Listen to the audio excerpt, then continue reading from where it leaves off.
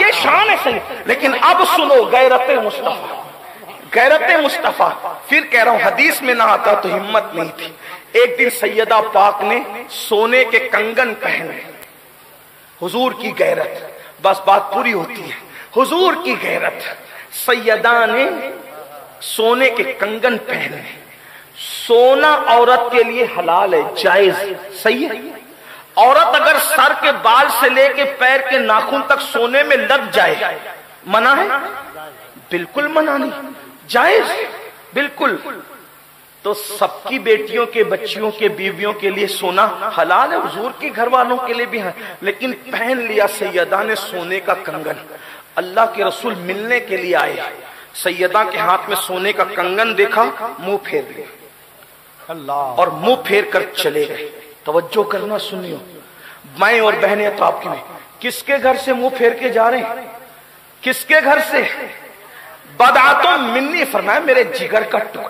یہ کسی کے لیے نہیں فرمایا، کائنات میں کسی کے لیے نہیں کہا میرے جگر کا ٹکڑا. ایک ہی ذات ہے جسے سیدہ فاطمہ کہتے ہیں.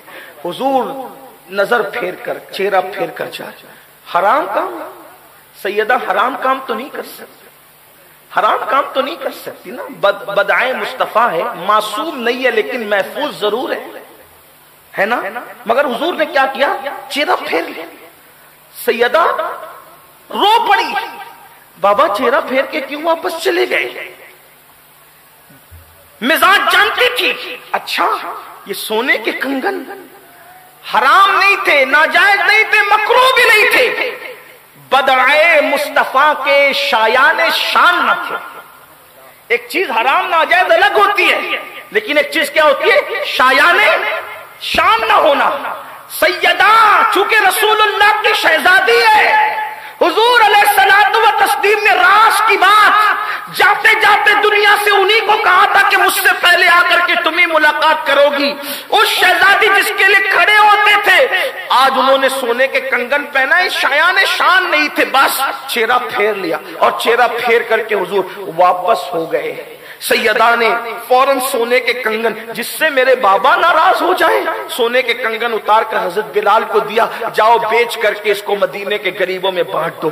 تھوڑی دیر کے بعد حضور پھر تشریف لائے تو کنگن نہیں تھے. بابا کیوں آپ واپس چلے گئے؟ چہرہ پھیر کے فرمایا، میں یہ چاہتا ہوں کہ میری شہزادی میرے نقش قدم پر ہو.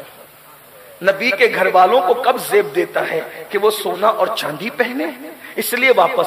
اب آپ سے پوچھنا چاہتا ہوں، اتنی چہیتی ہستیوں سے حرام کام نہیں ہوا، ناجائز کام نہیں ہوا، خطا نہیں ہوئی، گناہ نہیں ہوا، صرف شایان شان کام نہ تھا تو حضور نے ان سے چہرہ پھیر لیا.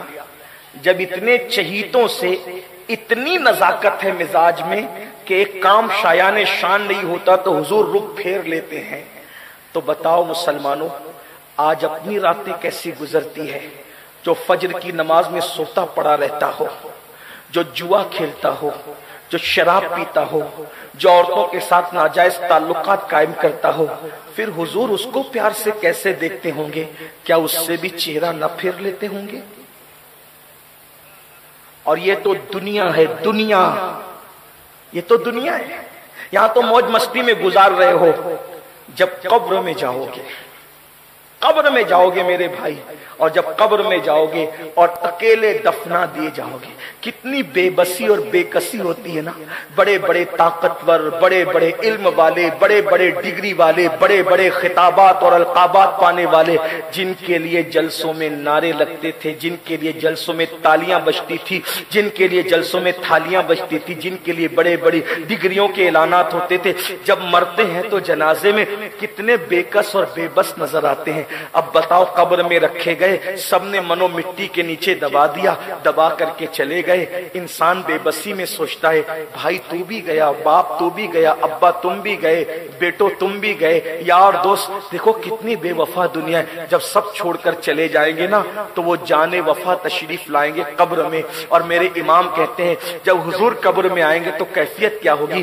امام کہتے ہیں قبر میں لہرائیں گے تا حشر چشمے نور کے، جلوہ فرما ہوگی جب طلعت رسول اللہ की, मुझे बताओ। अकेले हुजूर कब्र में बचाने के लिए आ गए। मेरे इमाम कहते हैं माँ जब एक लौते को छोड़े आ कह के बुलाते ये हैं, बाप जहां बेटे से भागे लुत्फ वहां फरमाते ये हैं, बंदे को मरकत में थपक कर मीठी नींद सुलाते ये हैं, ठंडा ठंडा मीठा मीठा पीते हमें पिलाते ये हैं, कसरे दना तक किसकी रसाई जाते ये हैं आते ये हैं, जाते ये हैं आते ये हैं, जाते ये हैं आते ये हैं, इन्ना आतईना कल कौसर, सारी कसरत पाते ये हैं। ये मेरे नबी की शान है, मेरे नबी का मकाम है। अब मुसलमानों सोचो, जब सैयदा फातिमा के हाथ में सोने के कड़े देखकर उनके घर से मुंह फेर कर चले जाते हैं, सैयदा आयशा के घर में जो वो रेशम के पर्दे देखकर उनके घर से मुंह फेर कर चले जाते हैं, अब बताओ हुजूर कब्र में तशरीफ लाए, आपको नमाजी न पाया, आपको रोजेदार न पाया, आपके चेहरे पे दाढ़ी न पाया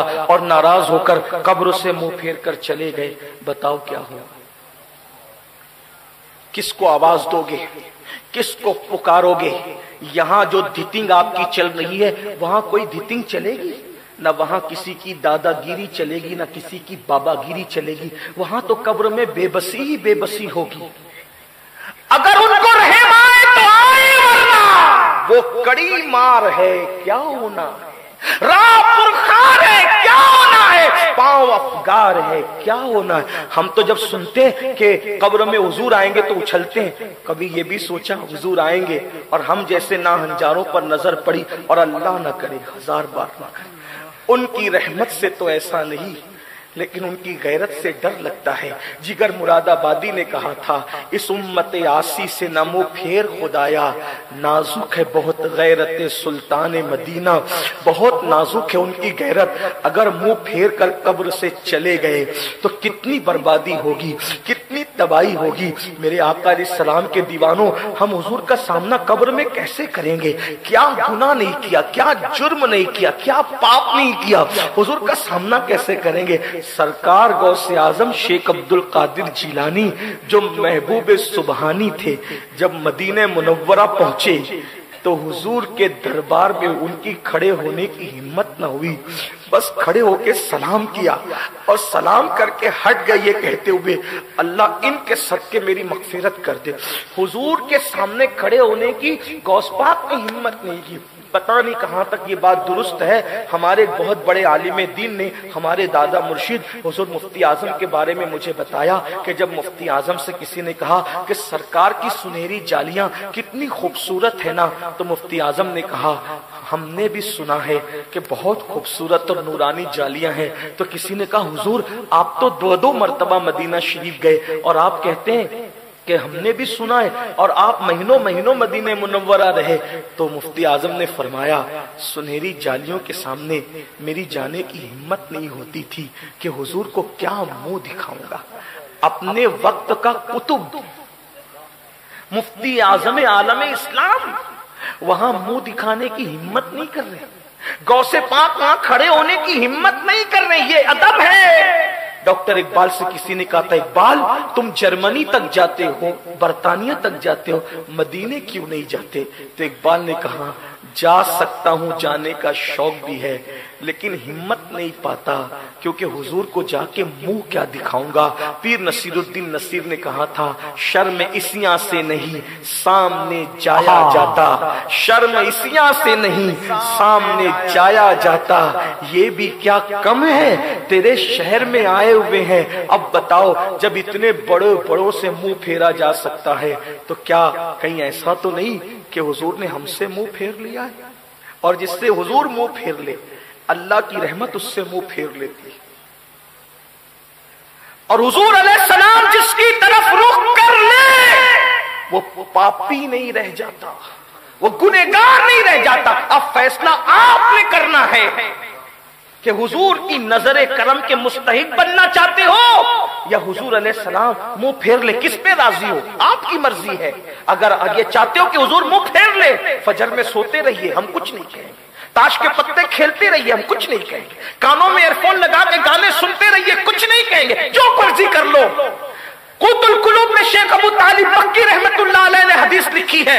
ये तसव्वुफ की अव्वलीन किताब है, अव्वलीन किताब है तसव्वुफ تصوف کی شیخ ابو طالب مکی قوت القلوب میں لکھتے ہیں کہ اللہ کے رسول علیہ السلام نے فرمایا کہ جو مجھ سے عشق کا دعویٰ کرے اور رات بھر سوتا رہے، میں محمد اعلان کرتا ہوں کہ وہ جھوٹا ہے، جھوٹا، یعنی کہ جو عاشق ہوگا وہ کبھی رات بھر سو نہیں سکتا، وہ یا تو عبادت کرے گا، یا تو وہ درود پڑھے گا، یا تو وہ قرآن کی تلاوت کرے گا، یا تو حضور کے لیے روئے گا، یا تو حضور کے لیے آنسو بہائے گا۔ اب مجھے بتاؤ، آقا خود فرما رہے جو عشق رسول کا دعویٰ کرے پوری رات سوئے وہ جھوٹا ہے۔ فجر کی نماز رات کو نہیں ہوتی، علماء سے پوچھو صبح کو ہوتی ہے۔ جو رات کو سوئے رات میں عبادت نہ کرے، حضور فرمائے وہ عشق رسول کے دعوے میں جھوٹا ہے۔ جو صبح کو فجر میں بھی نہ اٹھے اس سے بڑا جھوٹا کون ہوگا؟ آپ کہتے ہیں مولانا تلواریں چل رہی ہے، ہم برباد ہو رہے ہیں۔ ہم کہتے ہیں حضور جس کو جھوٹا کہہ دے، میں نہیں، میری اوقات کیا، میں تو تم سب میں زیادہ گرا بڑا ہوں، لیکن آپ سے پوچھتا ہوں حضور جس کو جھوٹا کہہ دے، فجر میں کیوں نہیں اٹھتے؟ نیند نہیں کھلتی، ٹرین پکڑنے کے لیے نیند کھلتی ہے، فلائٹ پکڑنے کے لیے نیند کھلتی ہے، 6000 اور 8000 کی نوکری پہ جانے کے لیے نیند کھلتی ہے، اور حضور کی آنکھوں کی ٹھنڈک کے لیے نیند نہیں کھلتی؟ بلکہ بڑی معذرت کے ساتھ میرے عزیز، 3 بجے تک جلسے میں جگ سکتے ہیں مگر فجر کی نماز میں 10 بجے اٹھ نہیں سکتے۔ جس قوم کو حضور جھوٹا کہہ کے اس سے منہ پھیر لیں، وہ قوم کیسے ترقی کرے گی؟ اس طرح کے ایک نہیں 1000 جلسے کر لو، کامیابی نہیں مل سکتی۔ اگر کامیابی چاہتے ہو تو حضور کی نظر چاہیے۔ ارے انسان تو انسان ہے، اگر حضور پہاڑ پہ پیار کی نظر ڈال دیں تو وہ پہاڑ بھی جنتی ہو جاتا ہے۔